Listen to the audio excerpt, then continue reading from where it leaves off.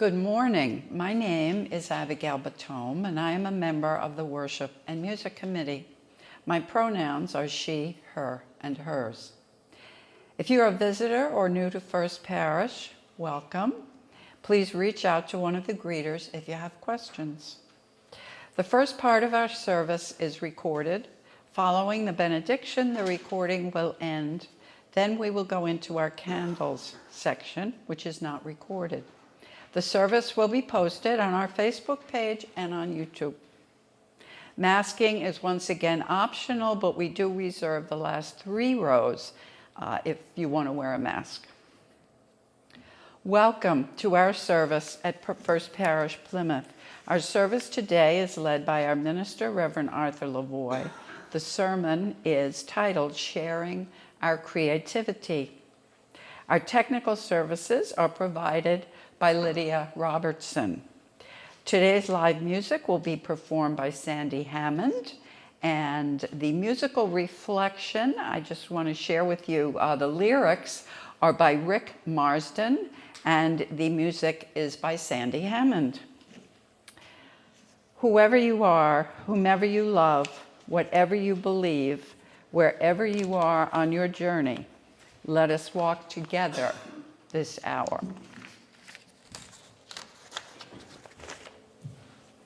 Good morning, everyone, and welcome. I'm the Reverend Arthur Lavoie. Thank you all for being here today, and I want to offer a special welcome to anyone who is watching online, either on our YouTube channel or this is also sent to the local public access TV stations and also to Facebook. So we are thrilled to have you as part of our First Parish Plymouth family this morning, and hope that you enjoy the service. Our website is firstparishplymouthuu.org. So if you want more information about this congregation or about Unitarian Universalism, or you would like to get in contact with me, that would be the way to do it. Again, once again, welcome to everyone. Our call to worship this morning is by James Baldwin. The world is before you, and you need not take it or leave it as it was when you came in. Our opening hymn is Dear Weaver of Our Lives Design. It's number 22 in the hymnal, and the words will also be up on screen if you would prefer to read it there.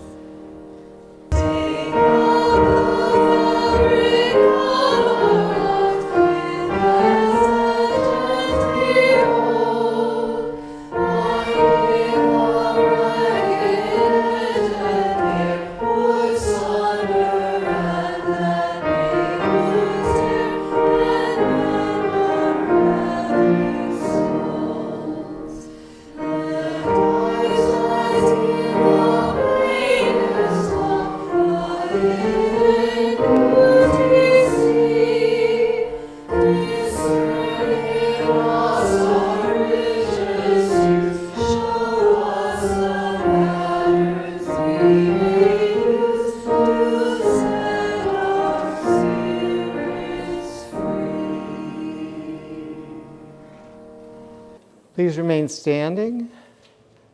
I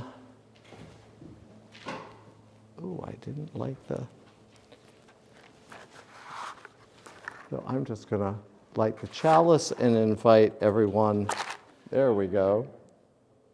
And please join me in the chalice lighting words, our words of covenant.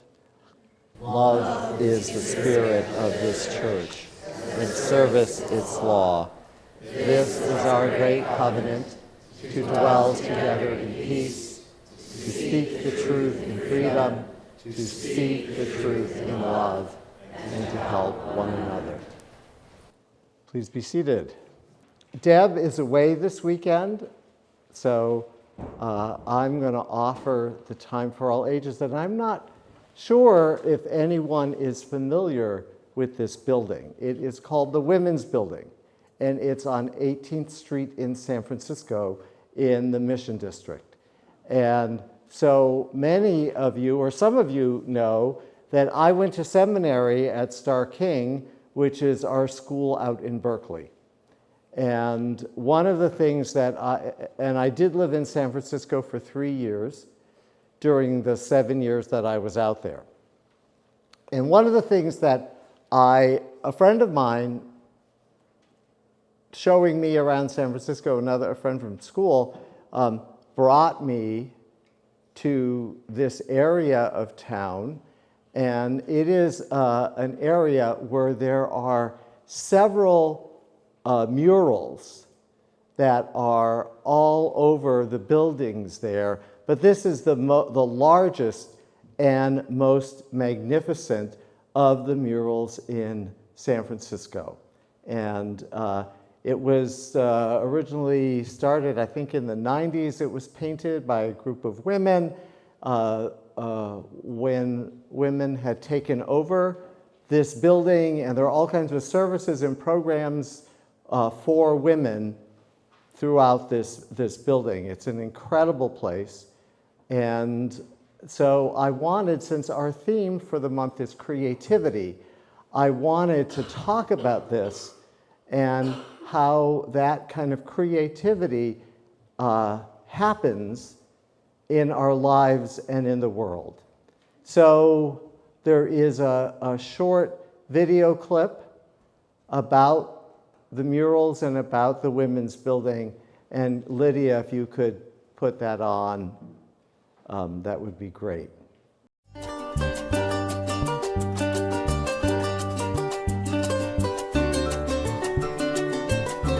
are several aspects that make this mural stand out. First of all, its monumentality. It's a celebration of the history of women's contributions throughout time. The message would be that women stand tall in the face of adversity, that women show courage, that they resist, that they're creative.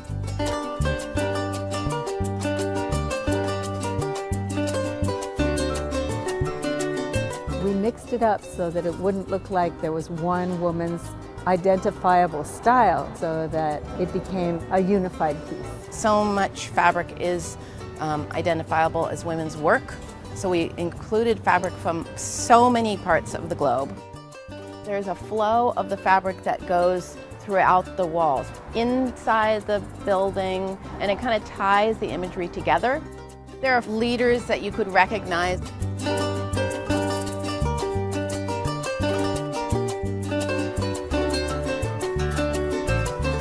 Others are more symbolic, and others are spiritual, like Yamaya and Koyoshauki.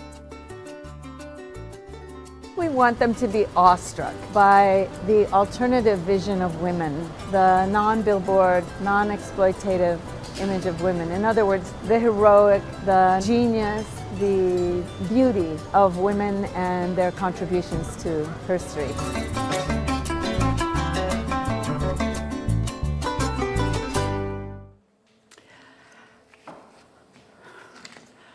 All right, we have two readings this morning. The first, We Gather to Remember by Nicole McKay.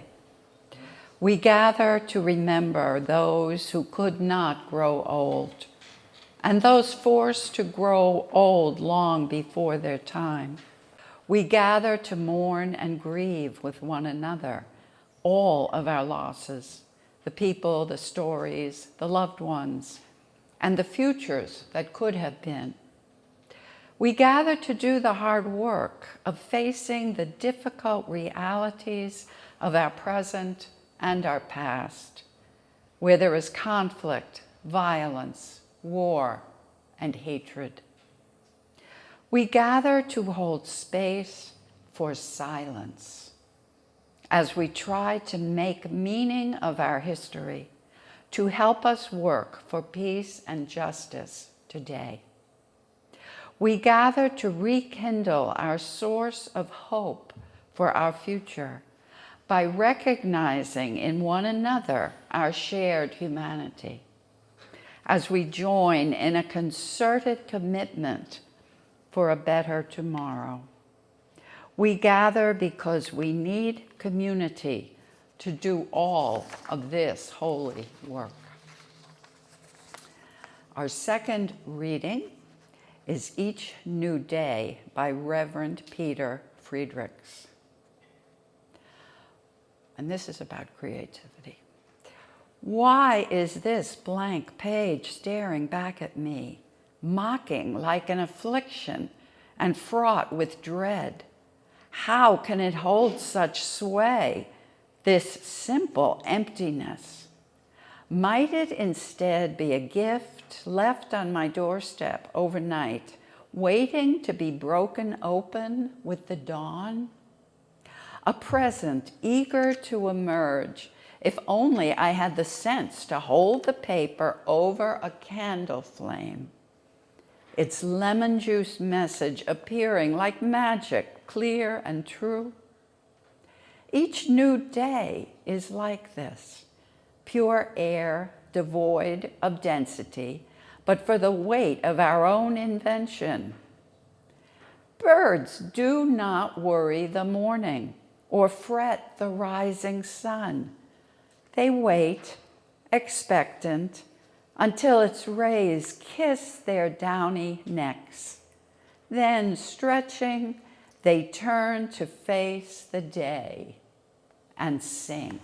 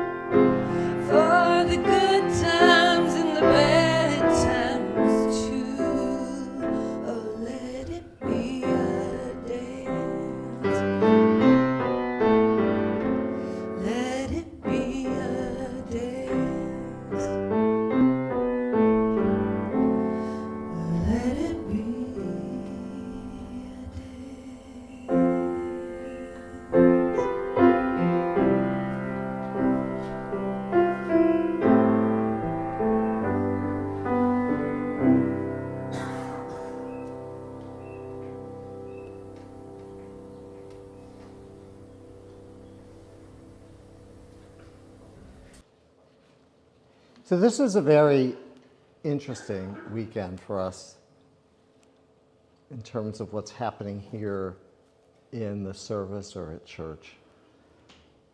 First, it's Memorial Day weekend, a time set aside to honor those who have given their lives in war for the service of this country. But you know, we haven't experienced an actual war here at home for a long time. We tend to be a little further removed from that experience and the devastation and the heartache that goes with it.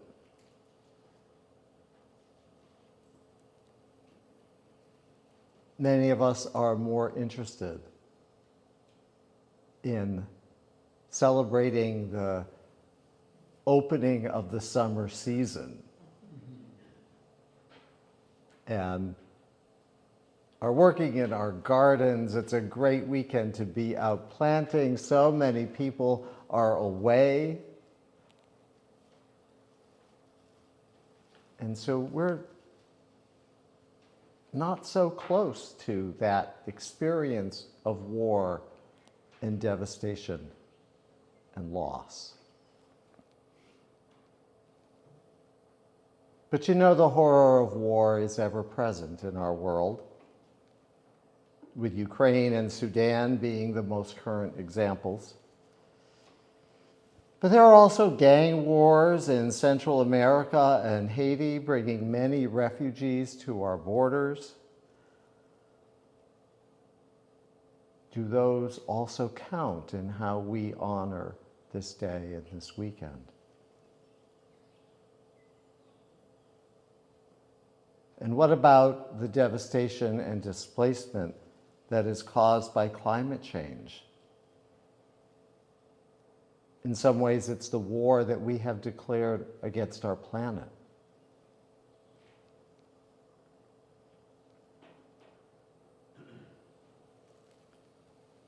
I don't want to diminish the personal sacrifice of those who have fought for our country and the grief of their families and friends.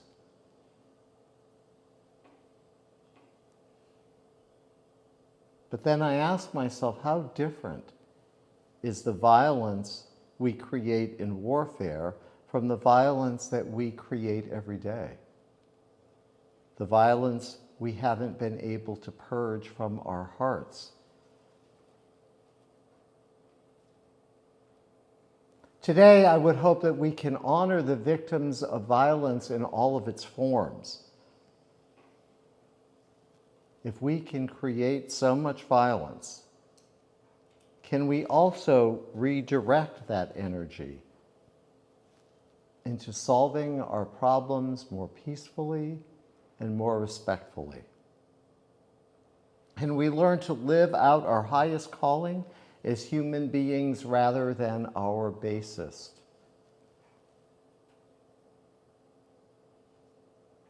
Now, in Christianity, today is also the Feast of Pentecost. And as the story goes, 40 days after Jesus' death, his disciples were still gathered in Jerusalem behind locked doors for fear that the same would happen to them. Then the Holy Spirit came to them as tongues of fire, resting over each one's head. They lost their fear and they found their voice. In fact, they were able to go out on the balcony and preach in a way that everyone who was gathered in Jerusalem, it was a multi-ethnic, multilingual crowd gathered around the time of Passover, and they all could understand what the disciples were saying.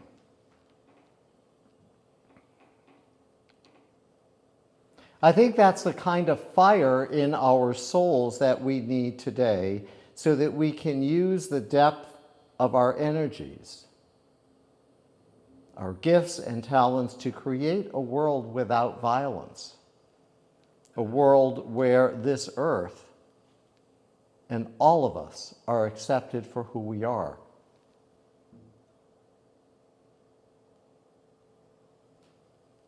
So I want to take the rest of our time this morning to focus on that creative spark, that flame that gives each of us a chance to bring our gifts and our talents to a world and to each other.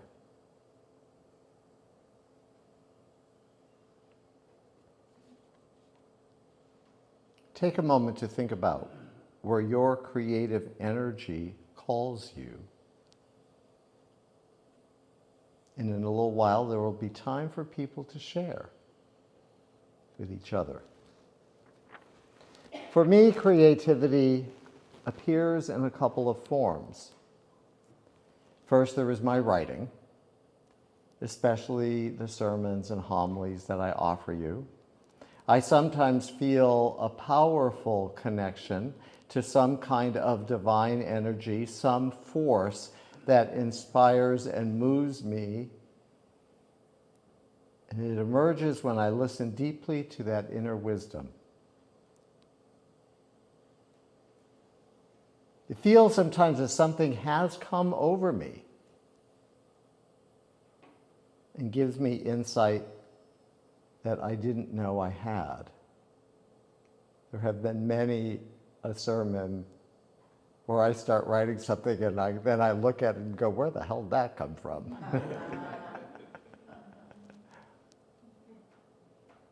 I'd also like to think that I'm creative in the kitchen. I like exploring different flavors, creating interesting food, tweaking recipes till they sparkle. And I know that I get that from my maternal grandmother, who would feed everyone that came into her home. Debbie's smiling over here. She knows Portuguese grandmothers. I do, most My grandmother loved to cook and saw that as her gift to the world. In fact, she told a cousin of mine once, as she was in her 90s and slowing down, and a cousin asked her, you know, what are you going to say to St. Peter when you get to the pearly gates? He's going to say, she said, I'm going to say that it was my job to cook for everybody, and I did that.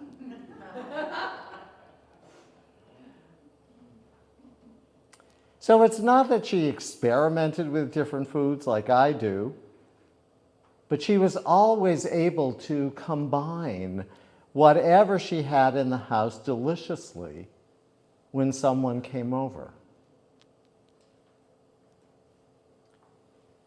What is your area of creativity? When you receive a spirit-filled spark, a tongue of fire, how does it direct you? What is a gift you share with the world and with each other?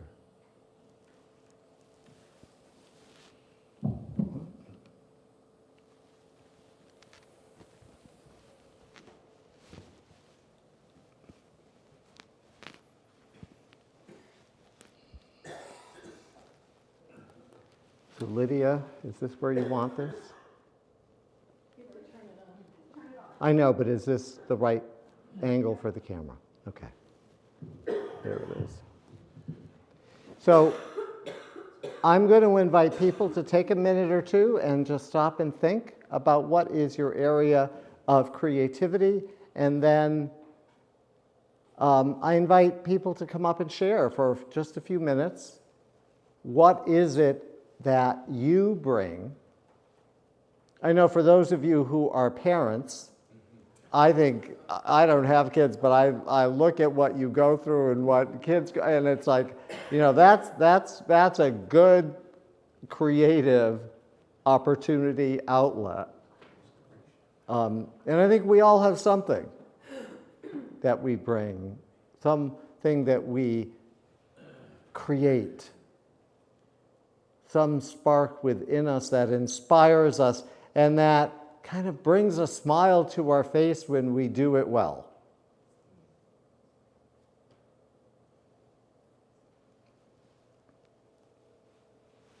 The floor is yours.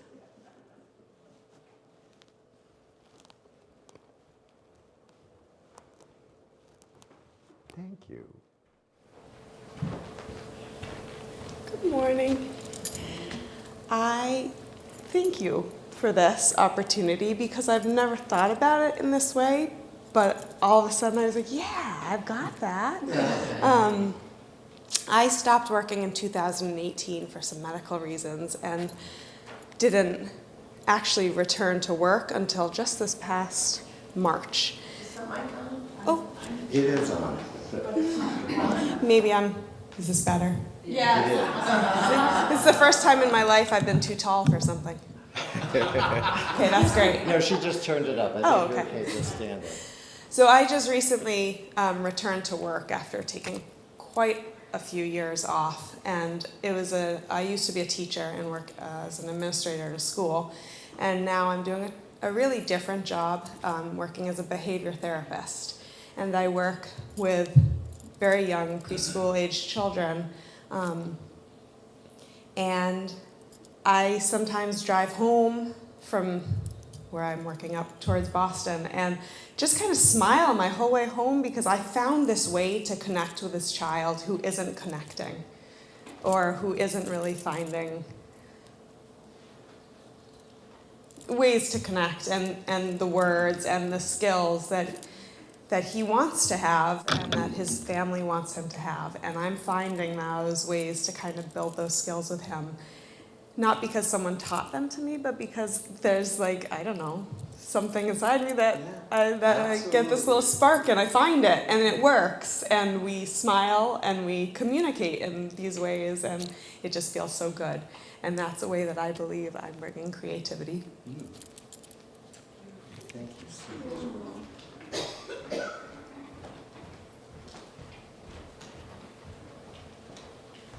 Marcus, you're not too short for that mic. So good morning, everybody. I found my creativity going back to school, right? So I've done all these crazy things. I was military and everything else. And I never found out that I was a writer, right? So I'm writing papers and all these different things, and then I'm sitting in class one day, and I had a thought about terrible people, right? We all watch these shows about terrible people. I like the shows about the 1%er motorcycle community, things of that nature, and then I found that I have a whole club in my head. And I know who they are and what they do and who they're doing their thing. But nobody else knows about them but me, so I'm gonna tell the entire world in my writing. And then I write every Sunday. If you ever see me with my head down, it's because I'm writing in my Harry Potter notebook. Today, I had a thought about poems about the Red Sox and how we do laundry and we lose a sock. They're losing more socks than they have feet, right? And then the other thing, what was the other thing? Oh, see, there it goes. Oh yeah, it's called soap bubbles. So every time you see a soap bubble, it's like an idea and you go, boop, and it's gone. It's like, oh man. So I write it all down. So that's how I feel like I'm creative right now. So thank you. Thanks.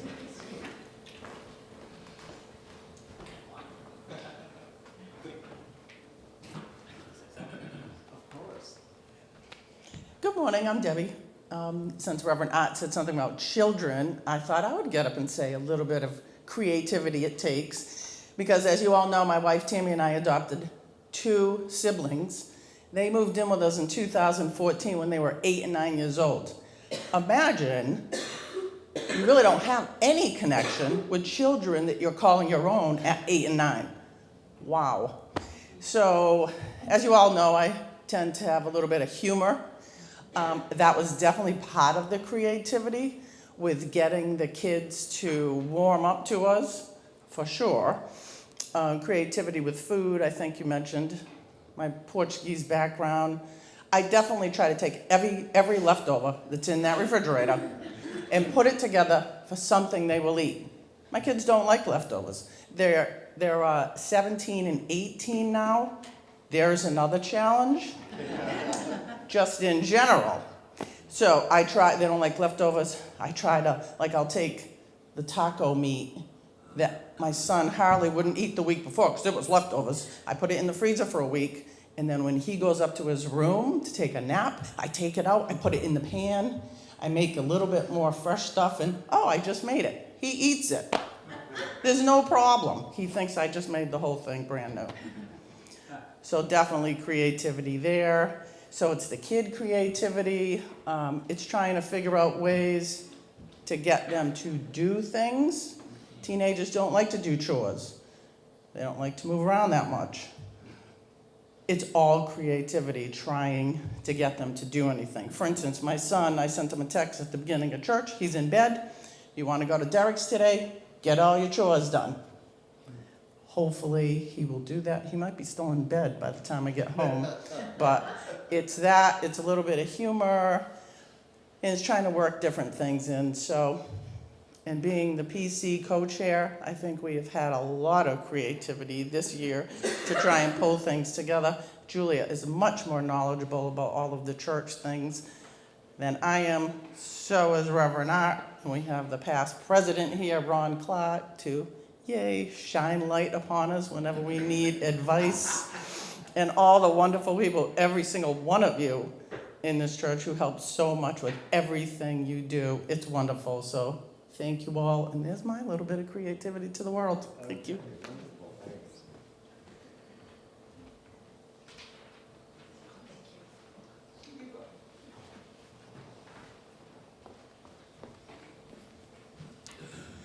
Oh, it's the work I'm doing now, of course, is just writing.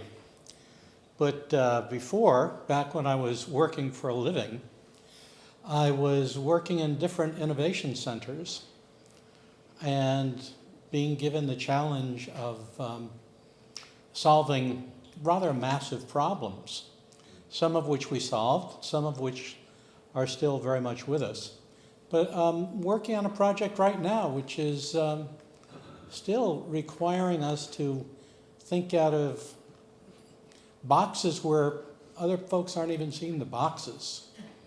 And that is, how do we reform the healthcare system, and especially what happens within emergency rooms and people in crisis.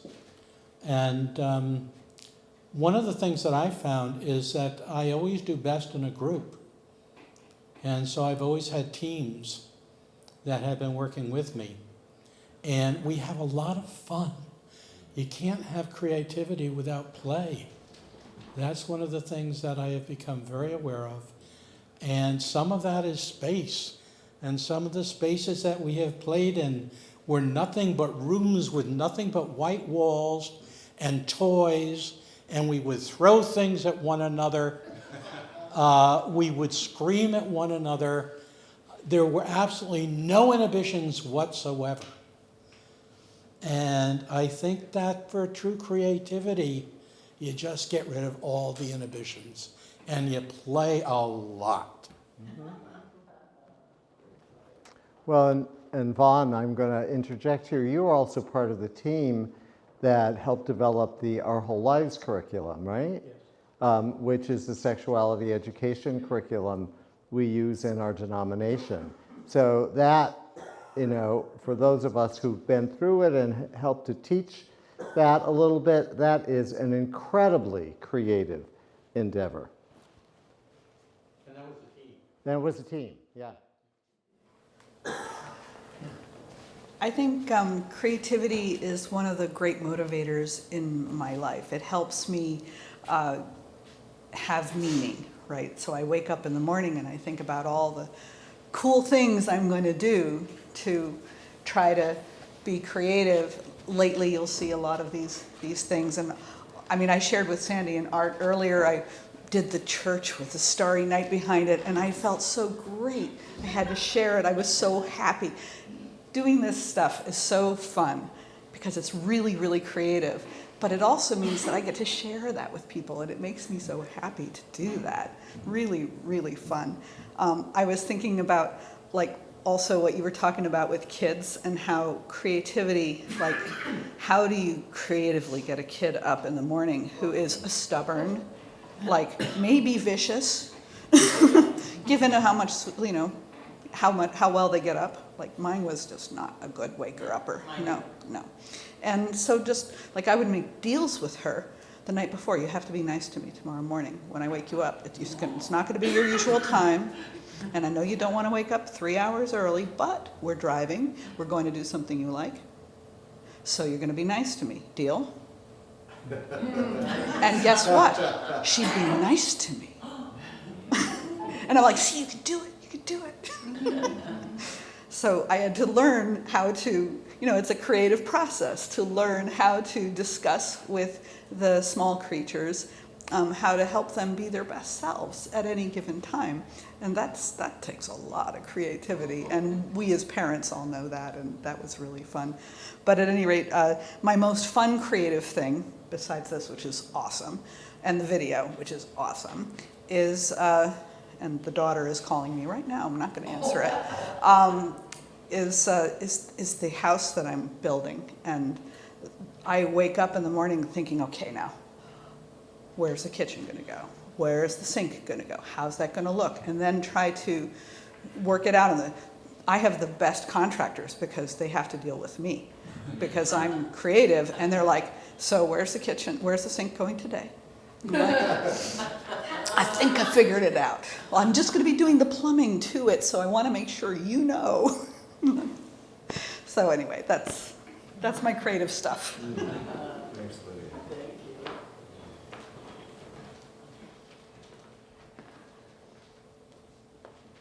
Just the right height.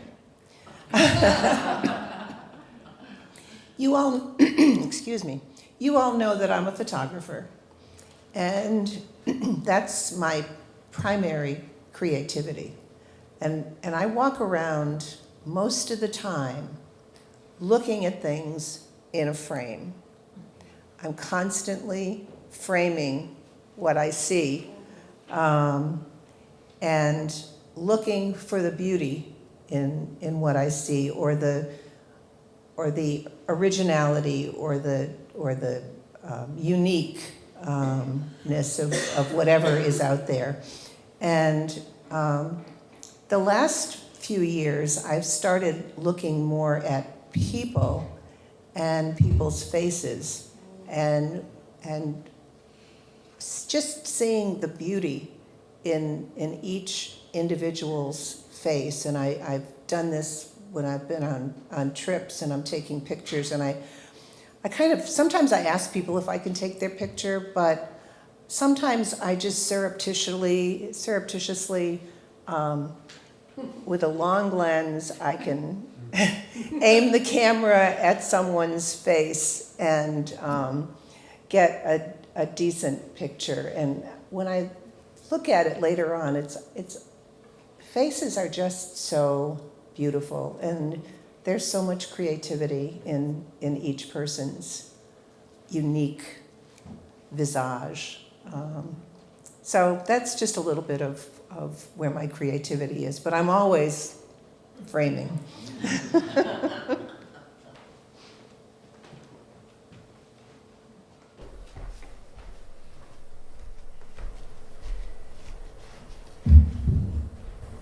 This seems okay. I guess for me, growing up, I felt that I wasn't creative at all. I had an older sister who was very artistic, and I wasn't that. So I guess I decided once I grew up that everybody is creative. There's some, it's just not possible to be alive and not be creative. So I had to go on this search to find out exactly what that was. But meanwhile, I was being creative without even knowing it. So where are those strengths? I would say, I'm very analytical, and I think in categories all the time. That helped me make a lot of money for people. Not for myself, mind you, but for other people. And how that's all done becomes, I'm going to talk about intuition more than anything else. So today, I did this for big companies. Today I have a small shop, you all know that at the hospital, and all the profits go back to the cancer center. So that is, I'm approaching almost $200,000 that I have earned to go back to the cancer center through my skills. So that's that. But I think the thing that I love the most is color and texture and design. And I studied that and I put that into shape and form at a shop. And I have to categorize it and bring it to life. I think it's about inspiration. And what is that and where it comes from? God only knows.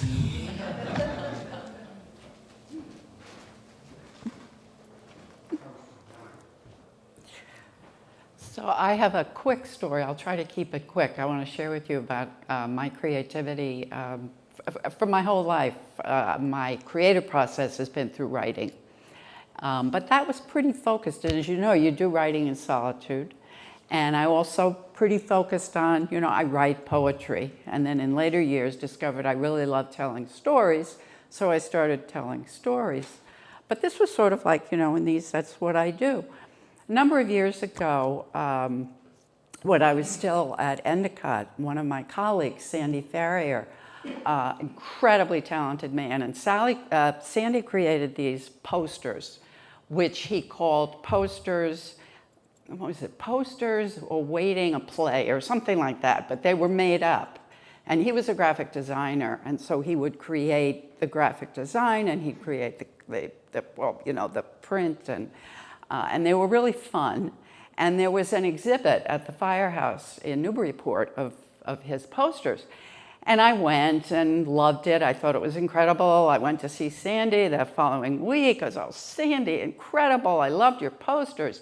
He said, oh, okay, well, pick one of them and write a play. And I was like, oh, yeah, right? No. I would not know how to write a play. I don't, no. He said, oh, come on, you're a good writer, write a play. Well, I went back and I'm looking at the posters, and there was one poster in particular, which was called The Great Marsh.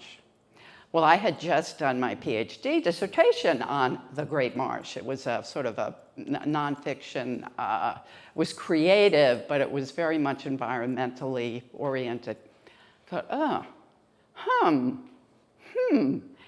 Anyway, long story short, I ended up writing a play. Ended up being called, it started out being Great Marsh, it ended up being Family Secrets. But one of the incredible things is when you're a writer, you want to share your writing, and I found different ways, whether you get published or you go to a reading or whatever. I had the wonderful good fortune of being involved at the Actors Studio in Newburyport, and Mark Clopton, who was the director there, really loved my play, and so we did a staged reading. And I was able to share that with a group. It was one of the most incredible experiences of my life. And doing that, something that I never, ever, a play, really. So anyway, just wanted to share that.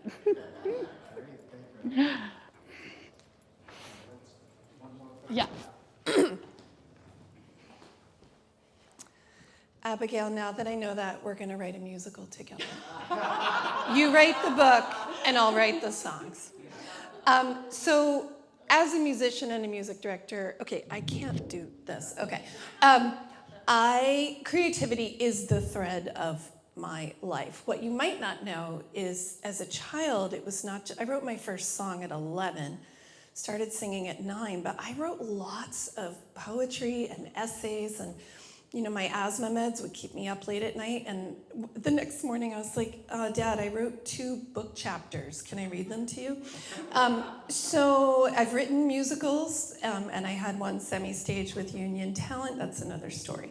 But I was thinking about how we are creative in this congregation, this community, and quarantine forced us to be creative in new ways, right? So we now have an archive of something like 75 music videos.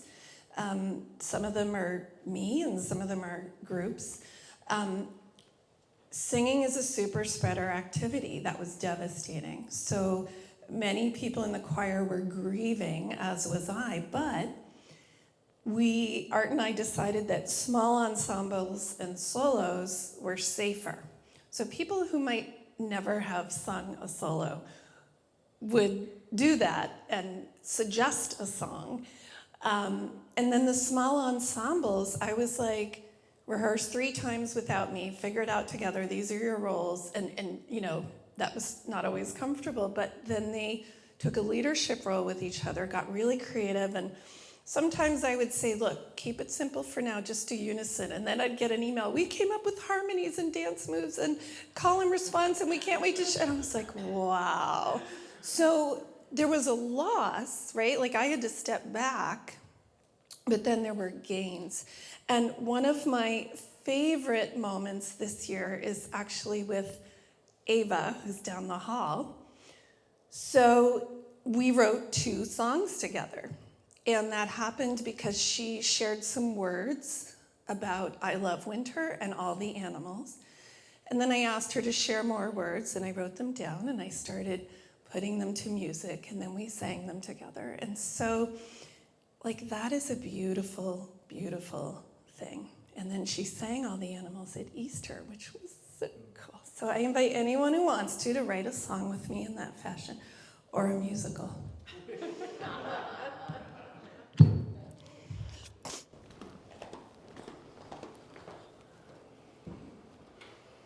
Amen, and blessed be.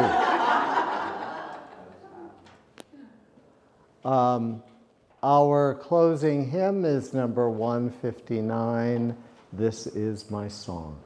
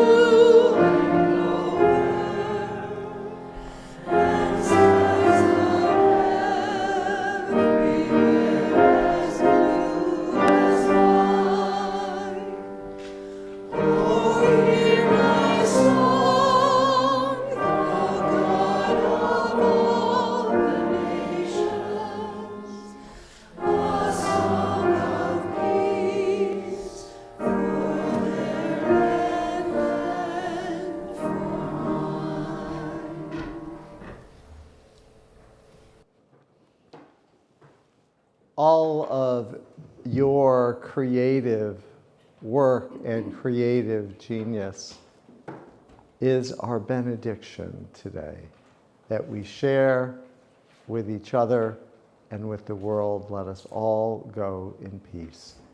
Amen.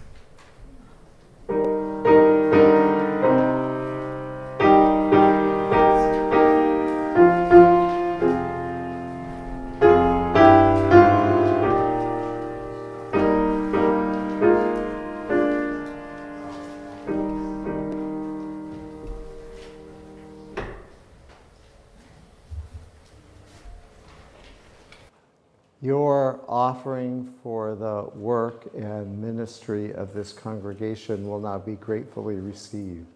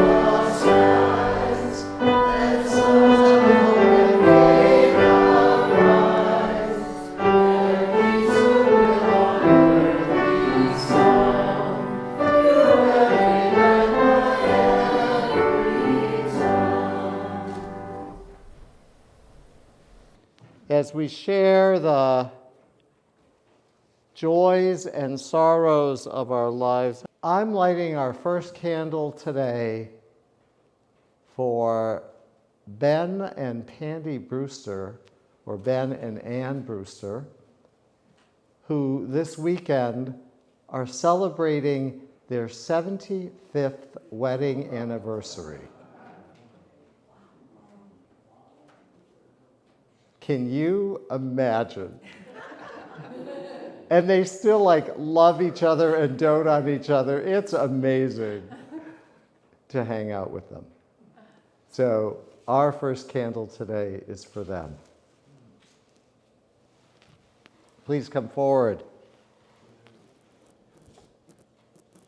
If you have a candle you would like to offer.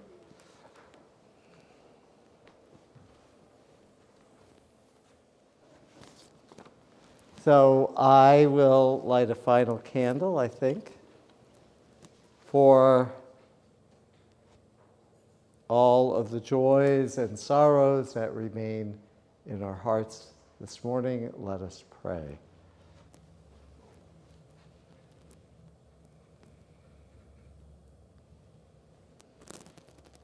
Just like our lives today, sharing has been a combination of remembrances, of joys, of sorrows. And it's all together in who we are.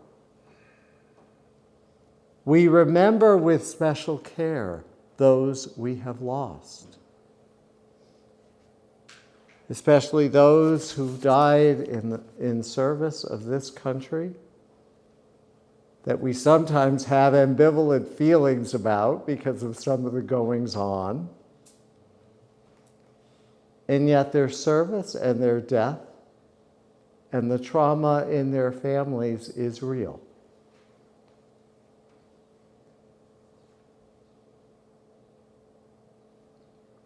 And we celebrate summer. This weekend especially, it's glorious, and we celebrate all of that, all that you've shared, all that all of you bring to the life of this congregation. We honor, we celebrate, and it is good. And let everything you bring be our prayer. As we pause for a moment of your own prayers and reflections.